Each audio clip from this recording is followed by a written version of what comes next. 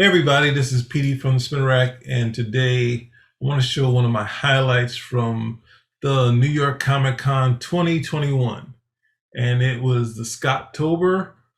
Scott Snyder had a display near Artist Alley where he was talking about his new comic books that's coming out for Comixology. We have Demons with Greg Capullo.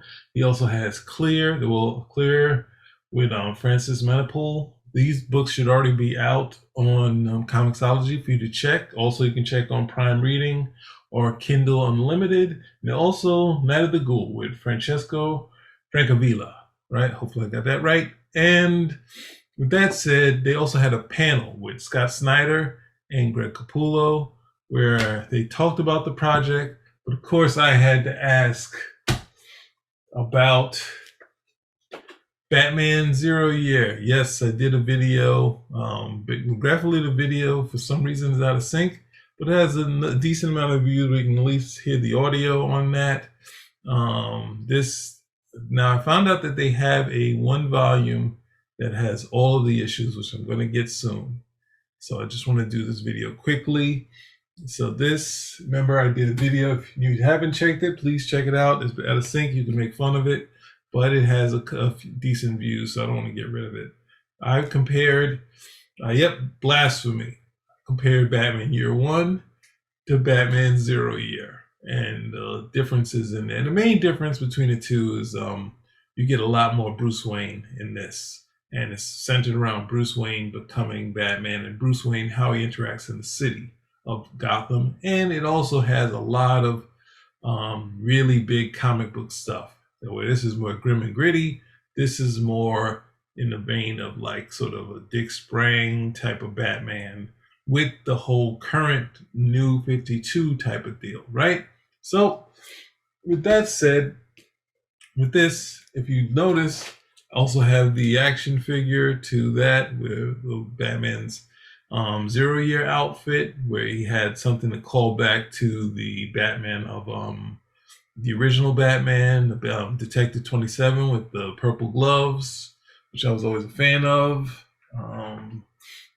Whenever I see it, I want to check that out. But with that said, I did ask a question about this, and I asked the question that I posed as a video. That's why I brought up this book here. That's why I brought up this book, Year One, is what was it like to do Year One, especially with the big looming shadow of Batman.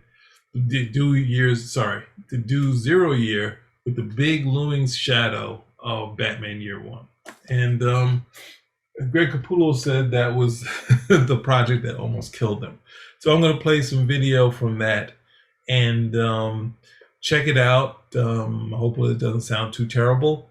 And comment and subscribe, do whatever.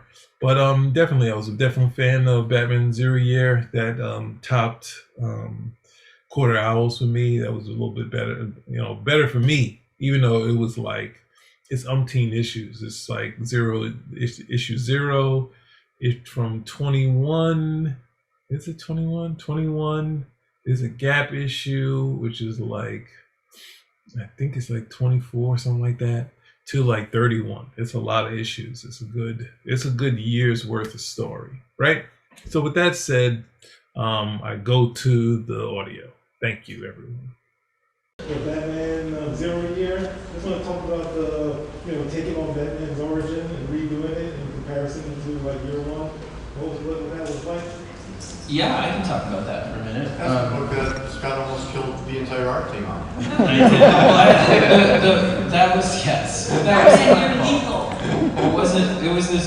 Basically, they did. Yeah, that's a whole other story. The genesis of that. I'm here to tell it. Yeah. Well, I didn't. They kept giving me extra pages when I asked. They didn't tell me they weren't extending the deadline for them. Oh, smart. So I didn't understand, like, when it was like, oh, it's 26 pages instead of 22. I always assumed they were giving you the extra time, but they weren't. So I was like murdering them, and they all hated me, and it took a while to win you guys back. But Zero Year actually is probably, other than like last night, my favorite Batman story that we did, mostly because when we started, I was really terrified and all that. I remember bumping into Grant Morrison at San Diego that year, and he's always been so generous to me. I mean, he could have been, you meet sometimes people in positions above you and they're not great when you're coming up, and he was just the most ecstatic, generous, like wonderful person about all of it.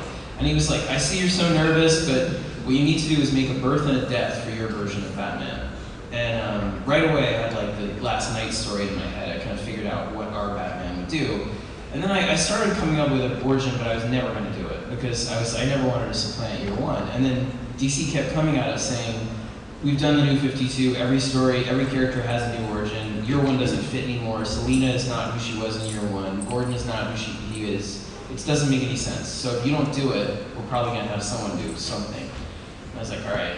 And I was thinking about it, and what happened was my son, who's 14 now, but at the time was 4 or 5 years old, was going to school, and he went out to get a drink of water, and then they had a shooter drill while he was at. They didn't realize he was in the hall, and he got locked out there for a minute, and then from that day forward, he would not go to school without a thermos. He'd never go out in the hall for a drink. And I remember thinking to myself, like, Year One and Dark Knight Returns, that combo of birth and death, like that gave me a Batman that spoke to all of these things that in the 80s, when I was growing up, felt immediate, right? Like the Cold War and fear of nuclear annihilation and urban decay and the way New York looked at that time and corruption and all of it, like was there in some way or other.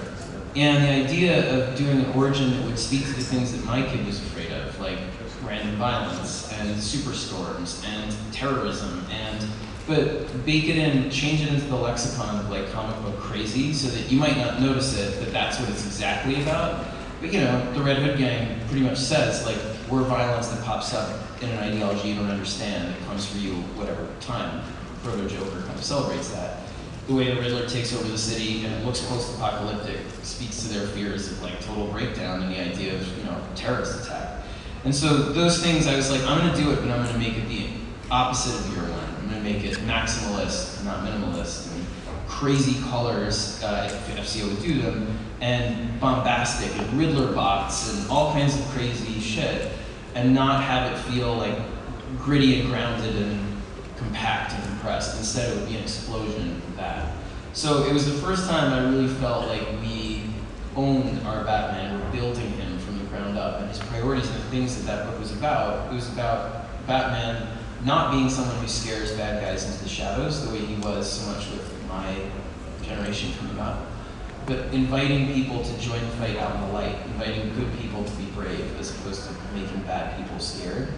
And so it means a lot to me. Like that book, I'm really very proud of, and then that was what we were going for. So I love that one, and then designs like that he did for the suit and the sleeveless post-apocalyptic Batman on the thing is amazing. It's my favorite stuff. I want to buy the sideshow thing. It's like $1,000.